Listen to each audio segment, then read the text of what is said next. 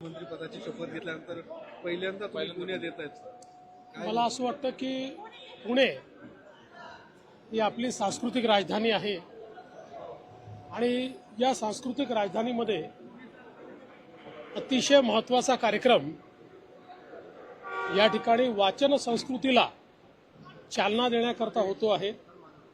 मागील वर्षी देखील या कार्यक्रमाला मी आलो होतो आणि पुणेकरांनी या पुस्तकांच्या प्रदर्शनाला जो प्रचंड प्रतिसाद दिला होता तो खरोखर थक्क करणारा होता आणि म्हणूनच यावेळेस निमंत्रण मिळाल्यानंतर मी निर्णय घेतला की याला आलं पाहिजे आणि म्हणून मला असं वाटतं की सांस्कृतिक राजधानीत अशा प्रकारच्या कार्यक्रमाने सुरुवात होते ही खरोखर मला अतिशय आनंदाची गोष्ट. रिंग रोड सारखे प्रोजेक्ट तुमचे ड्रीम प्रोजेक्ट राहिलेले आहेत, तुम्ही नेहमी करून ते काहीचे उद्घाटन रखडली.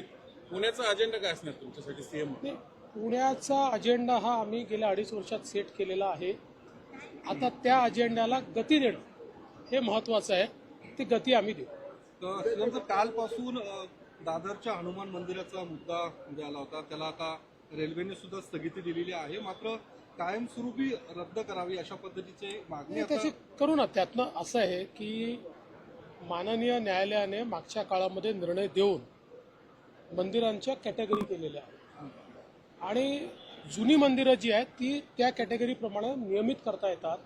त्यामुळे रेल्वे प्रशासनाशी चर्चा करून त्या ठिकाणी आम्ही निश्चितपणे मार्ग काढू आणि त्यात जी काही नियमात आपल्याला तरतूद आहे त्यानुसार त्याचं नियमितीकरण करून घेऊ. हिंगोलीत काही फोटो समोर आले, त्याच्या चौकशीचे आदेश मी ऑलरेडी दिलेले आहेत. मंत्रिमंडळ विस्तारात उद्या होणार आहे, उद्या विस्तार होणार आहे. कार्यकर्त्यांची मागणी लवकरच तुम्हाला सगळी माहिती लवकरच उद्या विस्तार होणार आहे का?